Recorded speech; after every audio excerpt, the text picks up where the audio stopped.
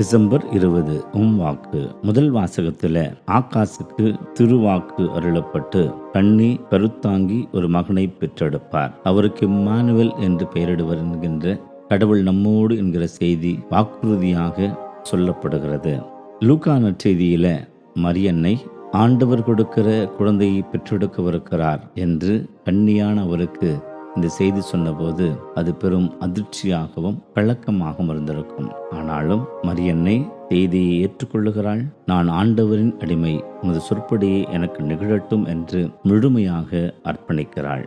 இன்று இப்படிப்பட்ட சூழலில அழைப்பு என்பது கடவுளிடமிருந்து வருகிற போது அதை அவர் பார்த்து கொள்வார் என்று உலக சாக்குபோக்குகளும் உலகம் நம்மை பல கேள்விகளில சங்கடப்படுத்தும் என்கின்ற நிலைகள் இருந்தாலும் அவர் மீது நம்பிக்கை வைத்து அவரது திருவுளத்தை நிறைவேற்றுவது எப்படி என்று மரியன்னை தனி மனுஷியாக இந்த உலகத்திற்கு அறைகவல் விடுக்கிறாள்.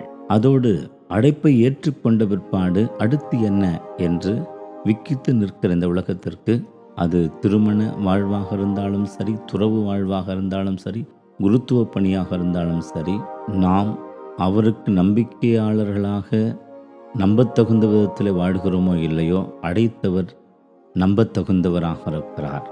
ஆகவே அவரது வழி நடத்துதலில் நாம் தொடர்ந்து வாழுகிற போது மரியன்னை தான் பெற்ற வாக்குறுதிக்கு ஏற்ப உலகத்தின் மீட்பை தாங்குகிற ஆசிரியரை பெற்றது போல நாமும் நமது பணி வாழ்விலும் நமது குடும்ப வாழ்விலும் அனைத்து ஆசிரியரையும் பெறுவோம். இன்றைய வினாக்களாக, எனது வாழ்வில் நிகழும் ஒவ்வொரு செயலிலும் எனது அணுகுமுறை எவ்வாறு உள்ளது? கடவுளின் கரத்தை நான் அதில் காண்கிறேனா? அடுத்து, இறைவன் அனைத்திலும் எனக்கு துணையிருப்பார் நம்பிக்கையில் நான் அவரிடம் என்னை அர்ப்பணம் செய்கிறேனா? சிந்திப்போம். ஆமென்.